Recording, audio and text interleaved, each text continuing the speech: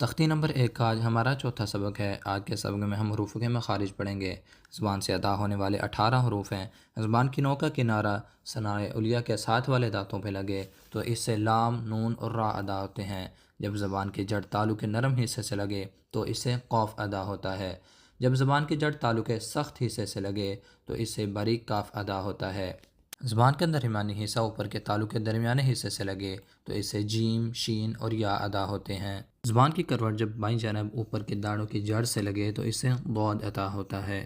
زبان کی نوک ثنائے علیہ کی جڑ سے لگے تو اس سے تا، دال اور طا ادا ہوتے ہیں۔ زبان کی نوک ثنائے علیہ کے سرے سے لگے تو اس سے ثا، ذال اور ظا ادا ہوتے ہیں۔ زبان کی نوک نیچے سامنے کے دانتوں پر لگے تو اس سے زا، سین اور صاد ادا ہوتے ہیں۔ ہونٹوں سے ادا ہونے والے حروف 4 ہیں۔ جب دونوں ہونٹ آپس میں ملیں تو اس سے با اور میم ادا ہوتے ہیں۔ جب اوپر والے دانتوں کا کنارہ نیچے والے ہونٹ پہ لگے تو اس سے فا ادا ہوتا ہے۔ ہونٹوں کو گول کرنے سے واو ادا ہوتا ہے۔ اسی طرح حلق سے ادا ہونے والے 6 حروف ہیں جن کو حروف حلقی کہتے ہیں۔ گلے کے نیچے والے حصے سے حمزہ اور ہا ادا ہوتے ہیں جو سینے کی طرف ہے۔ گلے کے درمیانی حصے سے عین اور ہا ادا ہوتے ہیں جس کو وسط حلق کہتے ہیں۔ گلے کے اوپر والے حصے سے جس کو ادنیٰ حلق کہتے ہیں جو منہ کی طرف ہے اس سے غین اور خا ادا ہوتے ہیں۔